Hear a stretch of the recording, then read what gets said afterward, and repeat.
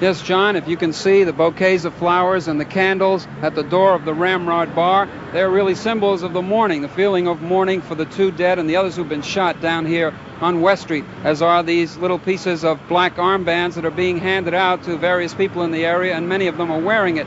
And while there is a feeling of mourning, there's also a lot of anger as people seem to be assembling at various other points for a number of demonstrations that have been scheduled, because many of the people here see it not just as an attack on the individuals that happen to be here, but as an attack on the gay community. I was just walking down the street. Richard Huff, recovering from bullet wounds in the shoulder and chest, recalled his first reaction after realizing he'd been shot. My first reaction was just an intense anger, really, because it's that you just can't even walk down the street minding your own business. Outside the hospital and on the streets where it happened, friends of the victims, as well as gays who didn't know them, vented their outrage and told of the constant threats homosexuals had to live with. This is ridiculous!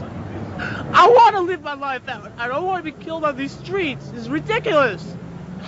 I mean, you know what it is to be assaulted for just being alive. I mean, for being what you want to be. This strip along West Street provides many New Yorkers with their only glimpse, and a fleeting one at that, of the gay world. Men walking arm in arm or kissing is not uncommon. And there are always a good number of homosexuals dressed in leather outfits. At issue for Austin voters today is an amendment to the city's Fair Housing Code that reads, "It shall not be unlawful to deny housing on the basis of sexual orientation." This is the day that the Lord has made. Rallies of conservative religious groups have set the tone of the campaigning on this issue. They're mobilized against homosexuality. All of this got started when the city council tried to prohibit discrimination because of sexual preference. Last August, that prompted the largest turnout ever for an Austin City Council meeting, a backlash of resentment against homosexuals. Austin, a college town as well as the state capital, is generally recognized as the most liberal city in Texas. Gay people like Beth Epstein say the controversy is out of character for their town. I mean, you can check out people's credit references and, you know, things that show whether or not they're responsible citizens, you know, but sexual orientation seems to me have nothing to do with that. Scientists at the National Centers for Disease Control in Atlanta today released the results of a study which shows that the lifestyle of some male homosexuals has triggered an epidemic of a rare form of cancer. Robert Bazell now in Atlanta. Bobby Campbell of San Francisco and Billy Walker of New York both suffer from a mysterious, newly discovered disease which affects mostly homosexual men, but has also been found in heterosexual men and women. The condition severely weakens the body's ability to fight disease. Many victims get a rare form of cancer called Kaposi sarcoma. Others get an infection known as pneumocystis pneumonia. Researchers know of 413 people who have contracted the condition in the past year. 1/3 have died and none have been cured. Death didn't scare me. It was living with this for a long time. That's more frightening than death. Investigators have examined the habits of homosexuals for clues. I was in the fast lane at one time in terms of the way that I lived my life, and now I'm not. The best guess is that some infectious agent is causing it. Today, researchers here at the National Centers for Disease Control said they had found several cases where people who had been sex partners both had the condition. The scientists say this probably means they are dealing with some new, deadly, sexually transmitted disease. The investigators see this as a serious public health problem. From an epidemic point of view, there have been more deaths from Kaposi sarcoma and pneumocystis pneumonia than have occurred with all the cases of toxic shock syndrome and the Philadelphia outbreak of Legionnaire's disease combined. Researchers are now studying blood and other samples from the victims, trying to learn what is causing the disease. So far, they have had no luck. Robert Bazell, NBC News, Atlanta. This city has long been famous for its acceptance of different lifestyles. Now it would give that acceptance legal recognition by providing partners of city employees, married or not, homosexual or heterosexual, the same benefits now granted to married spouses.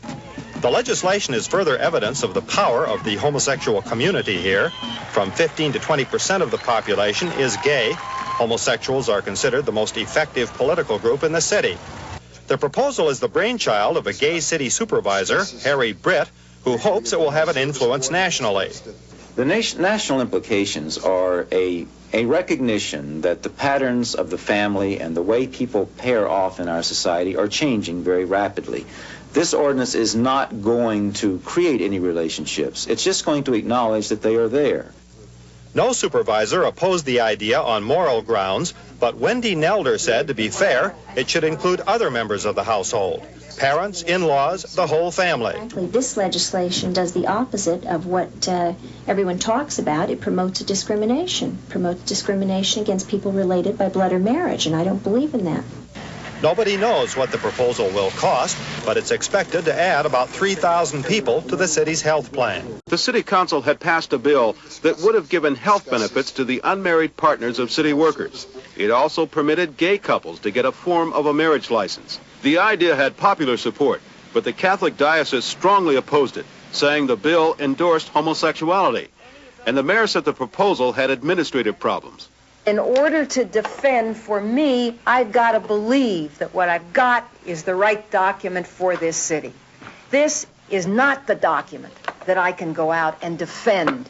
There were no incidents at the demonstration, but the rhetoric was angry. If we believe our relationships are valid and equal to the one you have, Dianne Feinstein, to that degree, we're going to throw you out, and you're not going to be mayor of this city.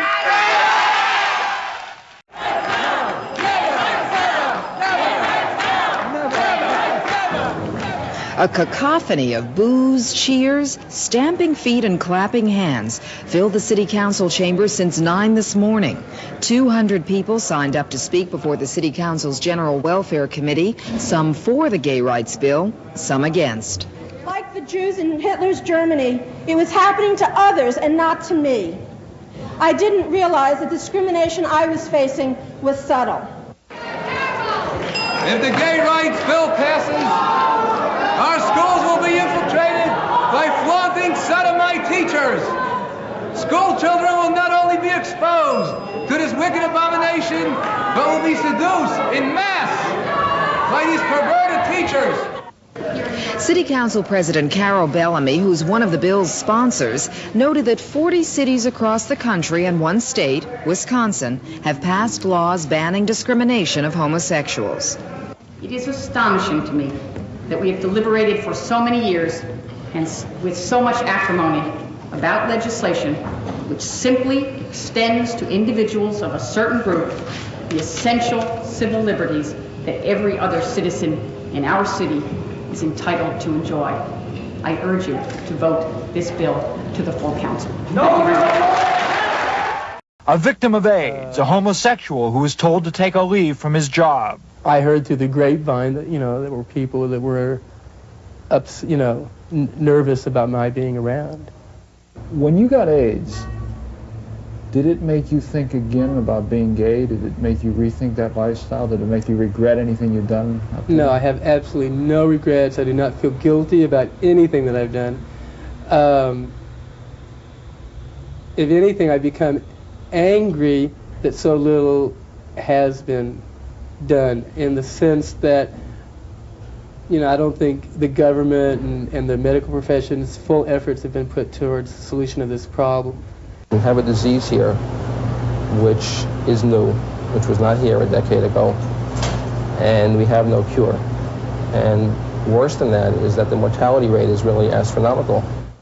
But at weekly meetings on AIDS, the doctors tell other hospital workers there is no danger if the proper precautions are followed. There's a lot of panic being spread. Nobody has come down with AIDS from breathing the air. That's number one. Nobody has come down with AIDS who's been a hospital worker. There are 5 people that I know personally and closely that have died since last summer. Thousands of gay men and women marched down New York's Fifth Avenue in the 14th annual Gay Pride Parade. 700 police were on hand to prevent any clashes, but the only clashes were verbal. Jesus loves you, he hates your sin. While the theme of this parade has always been gay liberation and gay pride, the emphasis this year was an appeal for funding to help stop the spread of the AIDS disease. The cause of the acquired immune deficiency syndrome, or AIDS, is unknown, and there is no known cure. The deadly disease has been mostly striking homosexual men. More than 700 cases have been reported in New York, 1,600 in the country. I'm angry because there hasn't been enough research for AIDS, enough funding, and gay people are suffering, and it's outrageous. AIDS is not God's vengeance upon the homosexual community. At New York St. John the Divine, the Reverend Paul Moore pleaded for reason. So while gay marchers were appealing for liberation, they were also appealing for compassion. Norma Quarles, NBC News, New York. Gay Freedom Day in San Francisco, a not-so-silent minority turns majority and takes to the streets. Oh, I should point over there. Hello. Above all else, observers and participants call this a celebration of sexual freedom.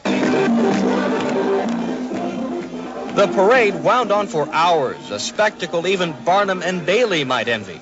Men, women, those in between, all tempered this year by an overriding concern about AIDS. Homosexuals say AIDS victims are being discriminated against, evicted by landlords, and feared by health workers. I have 4 friends that have died. I have 2 friends that are dying. I listen to them. Brilliant people. Brilliant people. Gay marchers say they're looking for understanding, research money, and support in finding a cure for the disease, AIDS. While Reverend Falwell prepared to release his guidelines for curbing AIDS, homosexuals protested outside. Falwell claims too much emphasis has been put on finding a cure and not enough on preventing the spread of the disease from the gay community to heterosexuals. Why haven't federal health authorities moved against AIDS with the same swiftness and dispatch with which they moved against toxic shock syndrome, extra-strength Tylenol, and Legionnaire's disease? Accusing the entire system, sir, of failing to respond with the same speed and the same commitment that might have been its motivation if those persons who are vulnerable to AIDS were in fact a member of another sociological group, sir. This is not a political issue. This is a health issue. This is not a gay issue. This is a human issue. And I came here today in the hope that my epitaph would not read that I died of red tape. Former Congressman Bauman was brought to the American Bar Association meeting by Dan Bradley, the former head of the Legal Services Corporation, who acknowledged 2 years ago that he was gay.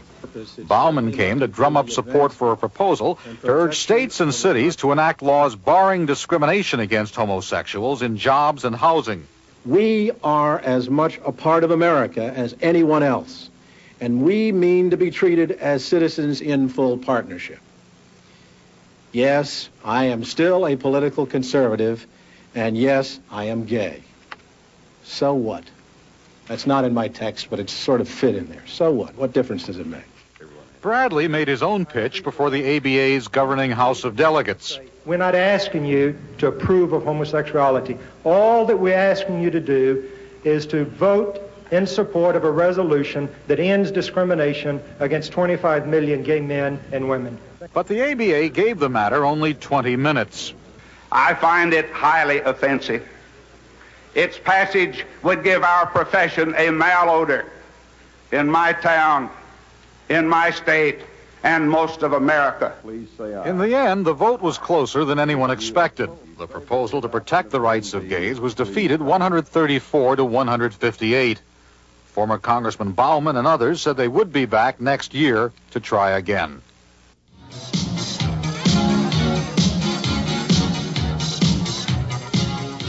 In Houston and many other cities, gays have demonstrated such clout that politicians now court them.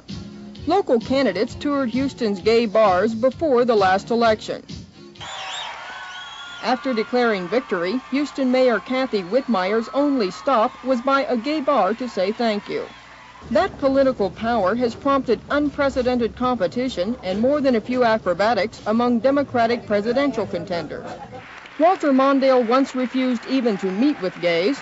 Now he tells gay audiences he will champion their rights.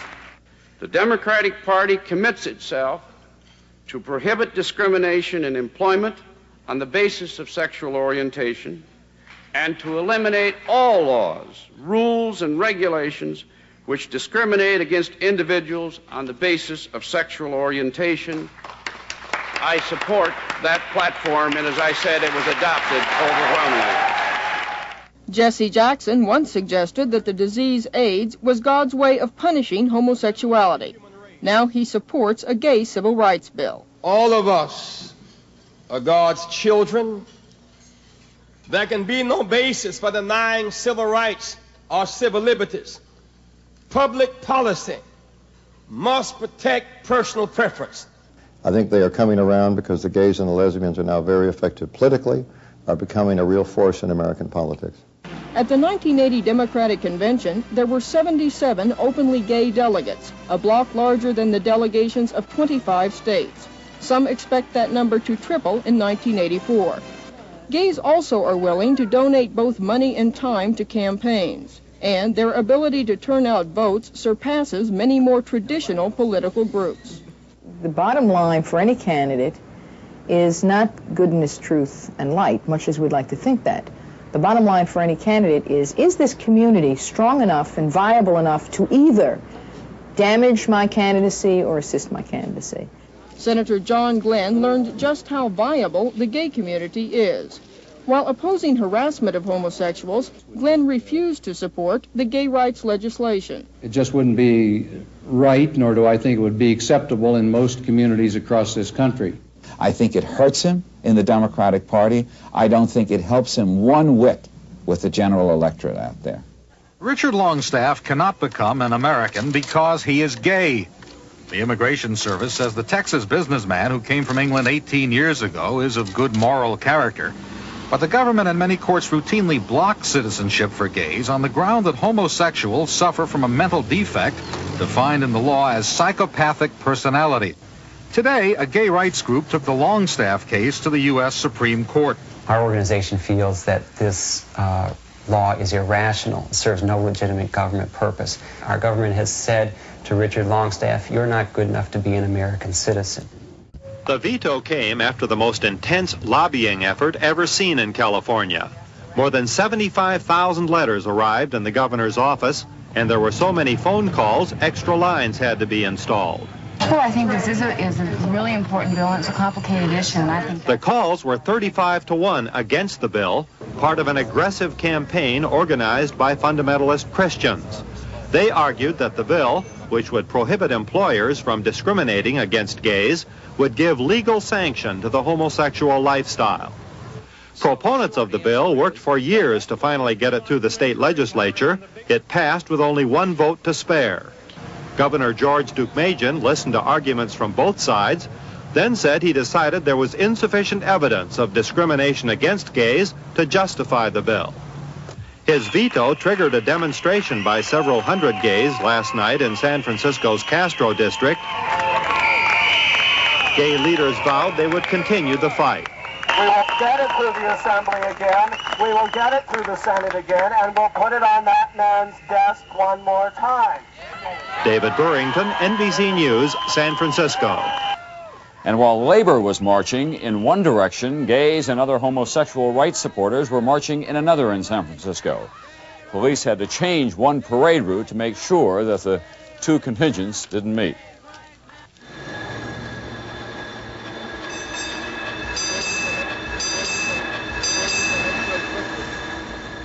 "20% of the San Francisco voters are gay. That's major political power." Hey, give me five. Thank you. This saves my life. I can't believe... Police officers Robert Miller and John Land, both are gay. That is incredible. Look at those glasses. We were once very, very weak, and now we are beginning to be strong. But we never forget our weakness. We never forget all of the pain of a society that does not understand and does not want to hear.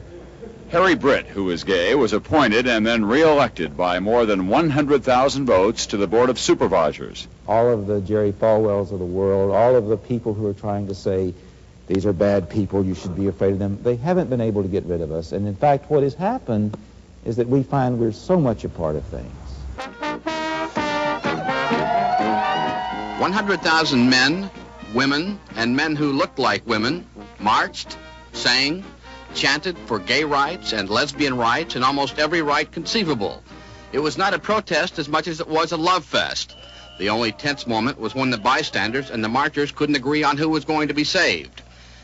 Gay leaders say they are pleased with the proposed Democratic platform. It's the laws and attitudes of the rest of the country and the world that causes them to march. Let this march be a message throughout the nation. Homophobia, the hatred of one's own gender, has no future in this land. What this was a demonstration against Ronald Reagan. He wasn't here, but those who were are sure he'll get the message. Not so sure he'll listen. John Severson, NBC News, San Francisco. I simply would like you to explain to these people tonight, as you have refused to do for a year,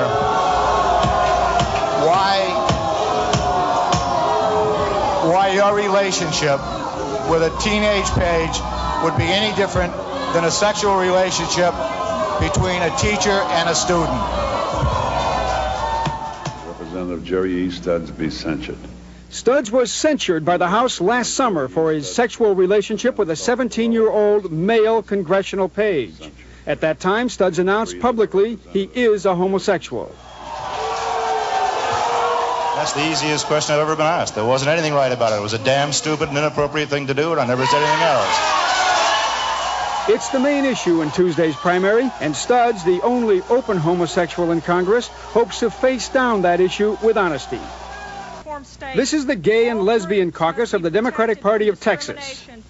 We're not an ignored faction any longer. We've become an issue in this campaign. We're an issue in the U.S. Senate race. Everyone here knows that. By golly, the Texas spirit is we don't deny people an opportunity for employment to advance on the basis of what they do in their personal lives. At the Democratic convention, Doggett used Graham's radio ads in a pitch for his own fundraiser. We need your dollars as well as your time to respond to the trashiest set of radio commercials in the greatest lie and buy campaign this state has ever seen. The Republicans say the homosexual issue is extremely polarizing in Texas, so Texans will be hearing more of the same on the radio. Well, in 1976, I was a volunteer for this organization, attempting to get a gay rights plank and the Democratic platform. We lobbied extensively, and essentially at an open meeting in Washington, D.C., during the construction of the actual platform, I was thrown out of an open meeting. I was literally barred from attending an open meeting, and the explanation was that this issue of gay and lesbian rights was, quote, an embarrassment to candidate Carter. In 1980, on the other hand, I was a Carter appointee to the platform committee, and subsequent to getting a plank in the Democratic Party platform, I was asked when we could produce 77 delegates to the Democratic convention if I wouldn't go on the road on behalf of Carter Mondale, touching base with the gay and lesbian community around the country. I think what happened, in very, very simple language, but probably accurate language, is that the Democrats learned how to count. Politicians have to learn how to count. The baths were ordered closed when city inspectors found evidence of sexual practices which they felt led to the spread of AIDS. Owners of 5 of the bathhouses plan to fight the order in court. This Oklahoma school teacher could be fired just for talking about it. I don't really think that it's going to encourage those kids to become homosexual just because I am. Oklahoma passed a law prohibiting teachers from doing anything, even outside the classroom, that promotes or encourages homosexual behavior. That limit on their private lives will be argued in the Supreme Court today. The law we're talking about prohibits conduct that would be contrary to the parents' beliefs. It also be as contrary to what the Bible says. It is really a muzzle on teachers. And if they can do it with regard to this particular subject matter, controversial though it is, they can do it with regard to any subject matters. The Supreme Court has never accepted the idea that there are gay rights protected by the Constitution. But on a tie vote, it knocked out an Oklahoma law that prohibited school teachers from doing anything that encouraged homosexual behavior. You know, I can't come out and be active in any of the gay marches or any of the gay activities that go on in Oklahoma City. You're muzzled? Very much so. The Supreme Court agreed with the lower court that the law violated the free speech rights of teachers, both gay and straight. One author of the law disagreed, saying children have to be protected from sympathetic views of homosexual conduct. It's what Freud has called perversion, and what the U.S. Supreme Court has called clearly deviant activity. This is the first time homosexual groups have won anything at the Supreme Court. Carl Stern, NBC News, Washington. The proposed ordinance has created an ugly political brawl and brought out a high turnout of voters to the polls. Supporters say its purpose is to prevent sexual discrimination in hiring for city jobs, but opponents have turned it into a fight over the homosexual lifestyle. Mayor Kathy Whitmire supports the measure. What it's designed to accomplish is to say once and for all that when people come in to apply for a city job, that they cannot be quizzed about their private lawful sexual activities. We don't want any of this trash. The ordinance has widespread opposition, creating a strange alliance. The KKK, as well as many black ministers, bankers, doctors, and lawyers, have all campaigned to defeat the bill. If this referendum passed, I think it would damage Houston's image substantially, much in the way that San Francisco's image has been damaged. Opponents say giving gays legal protection will give them more power and influence, and that could turn Houston into a homosexual mecca. The gays say all they want is job protection. Donald Babbitts and David Jean are openly gay, and for 2 weeks they were foster parents. They had just begun expanding their home to accommodate 2 battered young boys when a newspaper reporter got wind of it. Within hours, the state removed the children, citing potentially damaging publicity. Damn it, I'm just as good as the rest of you. They are fighting to get the children back. Our home is no different than any other. It is filled with warmth, honesty, human dignity, and most importantly, Christian love and understanding. Embarrassed officials now are frantically trying to come up with a policy which will make Massachusetts the first state in the nation to declare whether gays should or shouldn't be foster parents. The Chief Justice of the Juvenile Court says that regardless of what's decided, he'll resist placing children in gay homes. And children need adults that they can relate to in a normal fashion. That is not a normal situation. I don't care how you define it, it's not normal. The problem is that there aren't nearly enough traditional families like this one to take care of a sharp increase in foster children. A growing number of homosexuals want to be parents and are adopting quietly to avoid unleashing prejudices and fears which many experts say aren't supported by the facts. It is not true that most gays produce gays, or most gays solicit, seduce, and try very heavily to make other people into being as gay as possible. We have no evidence that you can correlate sexual preference with competency as a parent or foster parent. Dan Gumbleton is gay and raised 4 straight daughters.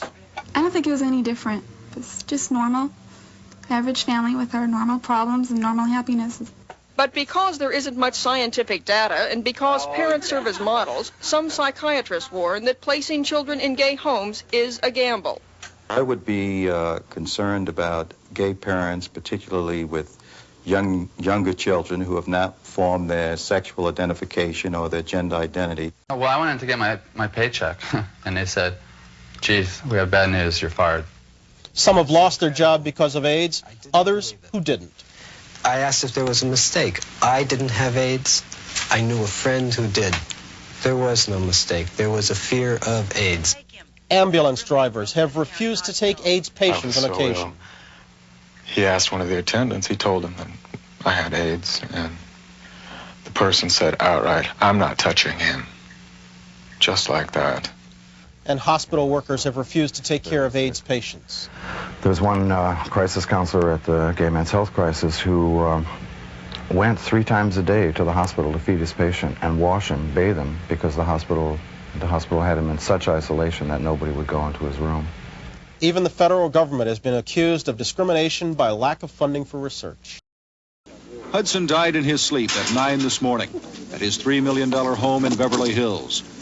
The actor had returned to his home in late August after having been told by doctors his health was too poor for any experimental therapy for AIDS. This was his last public appearance on July 15th of this year.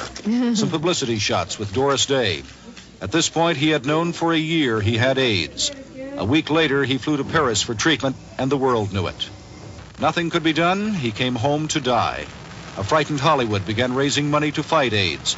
Hudson was too sick to attend last month's fundraising gala, but his statement was read by actor Burt Lancaster. I'm not happy that I have AIDS. But if that is helping others, I can at least know that my own misfortune has had some positive worth. Today, gays and others praised Hudson for having gone public with his disease.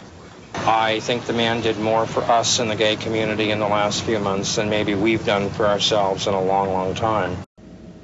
San Francisco has more cases of AIDS per capita than any other city. The number of new victims, almost all of them homosexual men, had been doubling every year. But since January, the rate has held steady at about 62 new cases a month. That's unprecedented. But we've been waiting 4 years now for some evidence that the epidemic might be coming under control, and this is the first real glimmer of hope we've had. If the epidemic has peaked, experts give credit to a prevention campaign over the past 2 years. The message, avoid risky sex and you'll avoid AIDS. In gay areas, people are recruited to attend seminars. It hit me 1 week, actually, friend number 18 died. Gay bathhouses, blamed for encouraging high-risk sex, were shut down by the city a year ago, but most had already closed for lack of customers. Business at gay bars has dropped by 1/3. So many homosexual men were infected with the AIDS virus before the change in lifestyle that unsafe sex is more dangerous than ever. One contact now is as dangerous as 10 contacts were 4 years ago. Other cities are applying the lessons learned in San Francisco. New York and Los Angeles are trying to discourage high-risk sex. A growing number of gay bathhouses have converted to health clubs. This one in Miami serves health food and caters to a growing number of gays who've become health fanatics out of fear they may have the AIDS virus. They hope to avoid the disease itself by bolstering the immune system. David Burrington, NBC News, San Francisco. Homosexuality is a sin. It was California Republican William Dannemeyer who recently declared on the House floor, God's plan for man was Adam and Eve, not Adam and Steve. Dannemeyer leads a group of conservative Republicans who hope to make AIDS a political issue. They meet to plan strategy for bringing controversial AIDS-related legislation to the House floor. At some point, the public is going to demand action, frankly, to get on with protecting the public health. Many Republican politicians believe voters eventually will reward them if they act early and aggressively against AIDS. We want to identify every person who's a carrier. We want to identify every possible way to stop them from spreading the disease, and we want to be open and honest about this disease before it becomes a really serious national health threat. Bathhouses frequented by homosexual men. The House already has voted overwhelmingly to close them if federal authorities believe they help spread AIDS. But more controversial are proposals to find and segregate those exposed to AIDS, to prohibit those with AIDS from working in health care, to make it a felony for those in an AIDS high-risk group to knowingly donate blood, and to prohibit children with AIDS from attending school. In New York City, a Republican campaign proposal to close all businesses that cater mainly to homosexual men. Also, mandatory blood tests for doctors, nurses, teachers, food handlers, and prostitutes. I fear there are a lot of people who have been strongly against the gay community and would like to use this terrible tragedy of AIDS as a basis for coming in and showing how strongly they are against the gay community. I think it is one more instance of fag bashing. Last weekend, Darryl Yates' RIST predicted that the mine shaft would close. He had started going to the gay backroom bar 10 years ago.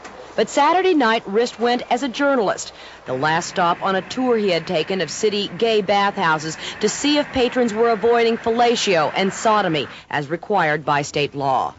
At the mine shaft, RIST says he saw several encounters he suspected were violations. But he points out they involved maybe a half dozen of 400 men who had packed the bar that night. The men who come here who aren't well read about the disease are going to meet men here who are. It's a peer education. They're going to be educated by their peers. This place is not selling death any more than the heterosexual clubs are selling death. None of these clubs wants their clientele to die, and no gay man in this city wants to die, nor does he want his friends and lovers to die. Every year for 15 years, the New York City Council has considered a homosexual rights bill and then rejected it. But this year's bill, introduced by Mayor Koch, is more specific than past proposals, outlawing discrimination against gays in housing, jobs, and commercial transactions. Justice delayed is justice denied. This legislation will provide simple justice, justice too long denied. The campaign has become one of the most bitter in City Council history. Some council members say they have been subjected to threatening calls and hate mail in an attempt to get them to kill the bill. And they attack me personally, they attack my ethnicity, they attack my sexuality, those kinds of things, which, basically we ignore and attribute that to ignorance. Civil rights protections for gays is needed because there is so much hatred and persecution of gay people in our society. We're going to see them going out and publicizing their lifestyle and influencing our children. Catholic and Jewish leaders have gotten involved. We strongly believe that such a result would seriously undermine the moral education and values of our youth and the stability of family in our society. But not all religious leaders are against the legislation. Passage of this bill is a simple and urgent matter of justice. Similar bills have already been passed in 70 cities and counties around the country. But in Miami, with the help of anti-gay activist Anita Bryant, and in Houston, with strong support from the Christian right, their gay rights measures were repealed. In New York, both sides vow to fight if they lose tomorrow. Jennifer McLogan, NBC News, New York. Supporters of the bill have battled for 15 years to reach victory. Their celebration after last night's vote was not dampened today by threats of facing another battle, this time in court. To these supporters of the measure, the 21-14 victory is the start of better days for the city's gay community. What it does, first of all, for gay men and women is to lift the veil of fear under which they have lived for many decades in the city. AIDS has finally proven to many people who otherwise did not know, that there is real discrimination against people who are gay. The gay rights community faces its biggest challenge as the Supreme Court hears argument today on laws in Georgia and about half the states that prohibit anal and oral sex. There's only one sexual act which is legal in the state of Georgia, and everything else can get you 20 years. Under pressure from the gay community, many states did away with such laws. But there's a new debate about keeping them because of AIDS. We know to a certainty that AIDS is transmitted in great measure by homosexual conduct. The thought of removing that statute from the books, which prohibits homosexual conduct, does not seem all that timely to me. You criminalize the conduct, people won't report, people will lie, there will be no capacity to deal with the spread of the disease. Gay leaders in Atlanta challenged the law after a man was arrested in his bedroom. But gay rights activists claim the sodomy laws could also affect 80% of married couples and say the case is really about sexual privacy. The Justice Department says federal law does not prohibit the firing of potentially millions of workers who may be carrying the AIDS virus. The opinion was reached by Assistant Attorney General Charles Cooper, who said carriers who might spread the disease are not handicapped workers whom the law protects. There is a distinction between a handicap and the ability to communicate a disease. Gay rights groups were angry. It's a subterfuge for discrimination. That's all. It's based on irrational fears. It certainly reinforces the false notion that AIDS can be spread casually and will give some employers the rationalization that they're looking for to discriminate, despite everything that scientists have said.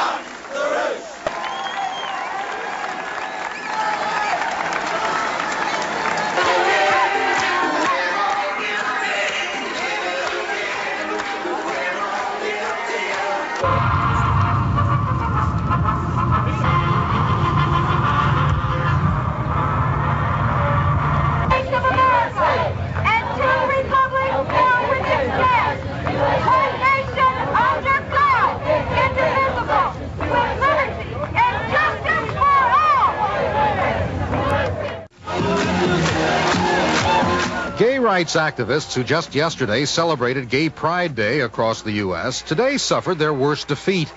In a case from Georgia, the Supreme Court said the Constitution gives no right to homosexuals to engage in sodomy, anal or oral sex. Certainly the statute is on the books, and any statute that is on the books as a criminal statute of this state should be enforced, and that's what it's for. All of us have fundamental rights that are at stake here. The right not to have Big Brother enter the bedroom is a right that I would have hoped a majority of the court would vindicate. Gay rights supporters were stunned. I think this is a blatant example of judicial bigotry. Today's decision strikes an enormous blow against the principle of sexual privacy, whether that principle is applied to heterosexual Americans or homosexual Americans. Gay rights advocates said they would continue to seek repeal of state anti-sodomy laws and would further challenge the Georgia law for singling out homosexuals for prosecution. Carl Stern, NBC News, Washington. Demonstrators in San Francisco called the ruling frightening, saying it makes love and intimacy among homosexuals illegal. Writing for the majority, Justice Byron White says sex between homosexuals is not protected by the Constitution, and states can regulate it if they want to. The gay groups say they will now work to change the sodomy laws in 24 states. They were protesting an appearance by Supreme Court Justice Sandra Day O'Connor, who voted with the majority last month in upholding a Georgia law making sodomy a crime. Police in riot gear stood by during the demonstration, but there wasn't any trouble. In her speech, Justice O'Connor said, because someone must win and someone must lose, there will always be someone unhappy with the court's rulings. Joe Stanley is one of the hospital's first patients. He says at last he's being treated like a victim instead of a social outcast. It's very reassuring to know that finally we have stopped classifying AIDS as a gay disease. We're now having to look at it as being a disease for people and persons. I declare this Institute for Immunological Disorders open. There's no place like it in the world, a hospital devoted exclusively to the treatment of and research on AIDS. The facility will be operated by the American Medical Corporation and MD Anderson Hospital. Officials say they will offer medical treatment and counseling. Fully half of San Francisco's 80,000 gay men already may carry the AIDS antibody. Since 1981, there have been 1,400 AIDS deaths here. Ward 5A, San Francisco General Hospital, specializes in the treatment of AIDS patients. The system here has become a model for the treatment of AIDS all over the world. San Francisco AIDS Foundation can help you. And there are a large number of public and private organizations in San Francisco specifically designed to assist people who already have AIDS and to prevent others from getting it. But many city and state leaders think that Proposition 64 goes too far, so they held a dinner recently to raise funds to campaign against it. The No on 64 camp says the proposition will undo all of the work that they've done to combat AIDS, that it will lead to mass screening and detention, that it will cost billions of dollars and accomplish nothing. This initiative will increase the fear, increase the anxiety that people have, because it will assume, and the public will assume, that this is an easily contracted disease that is spread like the flu, like measles that keeps kids out of school, like chicken pox. It isn't. Mayor Feinstein, does the success of Proposition 64 getting on the California ballot indicate to you that there is greater fear out there about AIDS than you may have anticipated? Well, I think there is fear, and I think what 64 does is capitalize on it. It's not helpful and it's not constructive, and nothing positive happens if it passes. But I think what we ought to do in this is really listen to the health people. Listen to those people who are trained and skilled in communicable disease, keep politics out of it, and take that advice. One of them, out of nowhere, smashed my friend in the face with his fist. His glasses shattered, blood went everywhere. And then they started to hit me. I guess there were 3 or 4 of them. And they were hitting me until someone pulled them off and they ran off the trolley. One was right behind me and struck me, throwing me to the ground, and stuck a knife in my back, while the other one shouted, "Clear, clear," and they both ran laughing down the street. Cleve Jones and Mark Ostfield are homosexual, both victims of an increase in anti-gay violence that many contend is being fueled by fear of AIDS. Many gays say they now travel in groups, fearing that walking alone might increase their chances of being attacked. In October, during unprecedented hearings on the subject in Washington, lawmakers tried to determine whether there was a need for new laws to protect homosexual rights. The subject of violence among gays and lesbians is a serious one to attract our attention. That the lawlessness that flows out of that is something that's of concern to everybody. The FDA's approval of AZT today is one of the quickest approval actions on record and will make the drug available to the 14,000 AIDS victims who can be helped by it. But I would expect that certainly within 2 weeks from today, patients will be able to begin taking Retrovir under this system. So it is a big step, but again, it's not a cure. But that's part of the process of coming forth with a cure, and hopefully other drugs will come about or vaccinations that will just complement this. White House officials felt that the president had to speak out because the disease has become the nation's overwhelming health concern.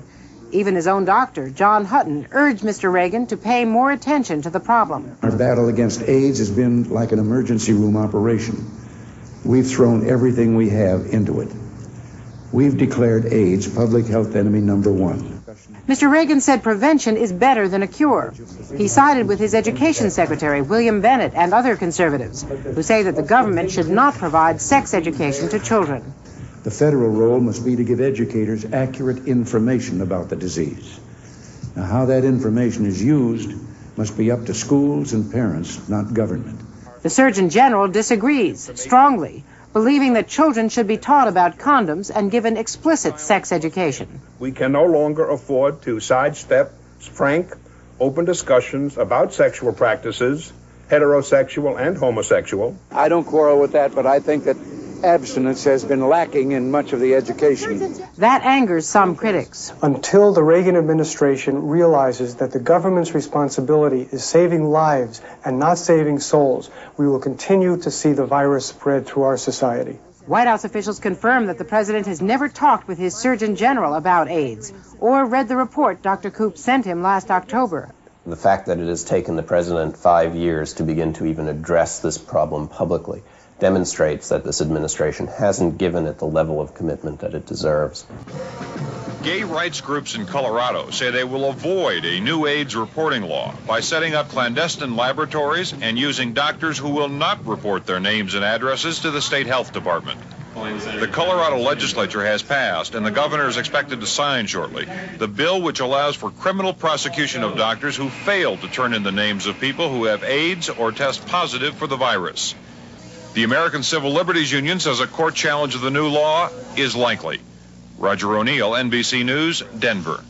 Meanwhile, there's another controversy over the president's plan to appoint a commission on AIDS. Advisors say Mr. Reagan does not intend to appoint any gays. Top researchers say that's an outrage and that they will boycott the commission. Gay activists say the White House is more concerned with right-wing politics than public health. To exclude the gay community from a presidential commission on AIDS is the moral equivalent of excluding the Jewish community from a commission on the Holocaust. I've had people say, oh, well, now we understand why you were concerned about gay rights. Well, I'm very proud of the fact that my voting record on women's issues is a pretty good one. And I think it would be a lousy world if the only people who are concerned about mistreatment or discrimination were the victims of it. Good to see you. Take care and give until. Well? Doing good? Good. Thank you. The hearing of the subcommittee on good. This is not by any means a single-issue politician. He's fought for blacks, the elderly, for health care and affordable housing, against administration policy in Nicaragua, and he's obviously won the respect of his peers. But that this past week has been an emotional strain for Barney Frank was obvious when he thanked members of the Gay Political Task Force for their help. I just want to thank all the people in this room who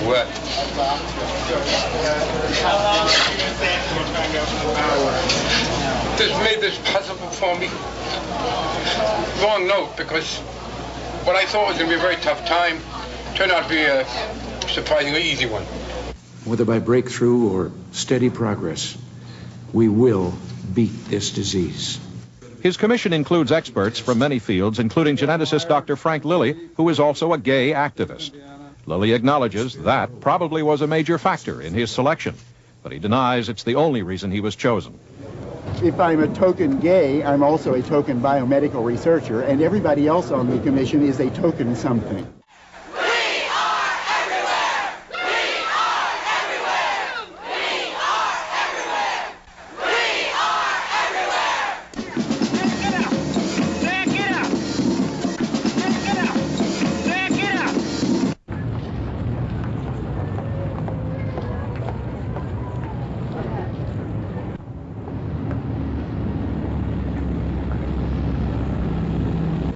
This huge quilt that today is being spread out on the Capitol Mall in Washington has 2,000 panels, every one crafted by the friends and relatives of an AIDS victim. This memorial, the size of 2 football fields, is the brainchild of San Franciscan Cleve Jones. So we want to show the President and the Congress and the rest of the country the enormity of this epidemic. And with our quilt, we hope to show that enormity by providing people with a glimpse of the faces that are behind all of the statistics. To date, the AIDS virus has claimed over 24,000 lives, the majority homosexual men. Gay people in this country are aware that we are always threatened by physical violence and that the potential for discrimination in housing and employment is always there. The unfortunate thing now is that this epidemic is being exploited by preachers and politicians of the far right who deliberately are inflaming ignorance and hysteria against gay people under the guise of concern about an epidemic.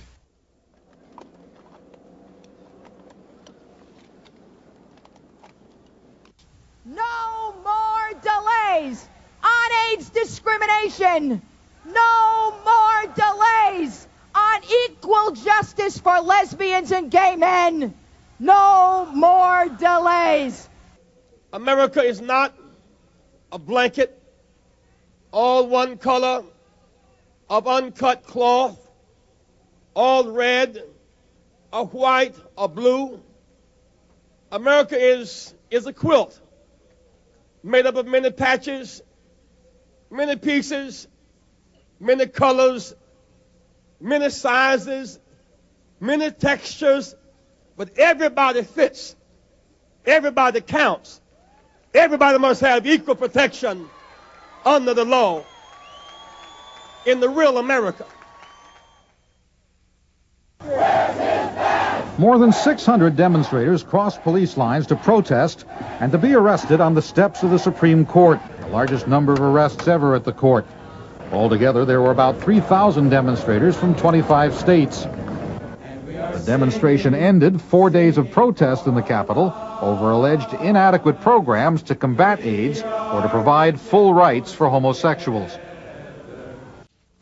When Sergeant Perry Watkins tried to re-enlist after 15 years in the Army, he was rejected because he admitted having homosexual tendencies. He had freely said so in his enlistment application when he joined the Army. Now a federal appeals court in San Francisco has ruled that the military's fear of homosexual conduct is not enough to justify discrimination. Gay rights lawyers called it a major victory. The court is stepping in and saying, you've gone too far. And I think that's a major breakthrough for us. The decision sets the stage for an important Supreme Court ruling. In a 1980 appeals court case, Kennedy ruled that the Navy could kick out homosexuals. The Pentagon minimized today's ruling, noting that other courts have decided differently. An appeal is expected. If the decision sticks, more gays might join the military. The practical effect will be that more lesbians and gay men will now feel free to sign up to join the military, to serve their country, and those that are in the service will feel more comfortable with who they are, that they won't be subject to witch hunts. The court said a law which gives the CIA the right to fire employees with no reason given did not shield the government from lawsuits alleging discrimination against gays. Here, for the first time that we're aware, the court has in fact limited the powers of the Director of Central Intelligence. Traditionally, officials have worried that gays might be blackmailed into giving away secrets. Gay rights groups have mobilized against the CIA policy. When you sign up to work for the Central Intelligence Agency, you shouldn't sign away your basic civil rights. A decision prohibiting government agencies from firing gays could have its biggest impact on the military, which last year dismissed 1,300 homosexuals. Carl Stern, NBC News at the Supreme Court. A rally today outside his courthouse drew some 300 people, including members of the Dallas Gay Alliance. Complaints about the judge have also been filed with the Texas Human Rights Foundation, the American Civil Liberties Union, and the National Lawyers Guild. There was another rally Tuesday outside Dallas City Hall to protest the actions of District Judge Jack Hampton. Hampton admitted sentencing a killer to a shorter prison term because his 2 victims were homosexuals. Several gay groups have filed formal petitions with state judicial authorities demanding that Hampton be fired. It is one of the largest parades in New York. Similar parades took place today in San Francisco and other cities. It celebrates the night 20 years ago when gays literally burst out of the closet, went public.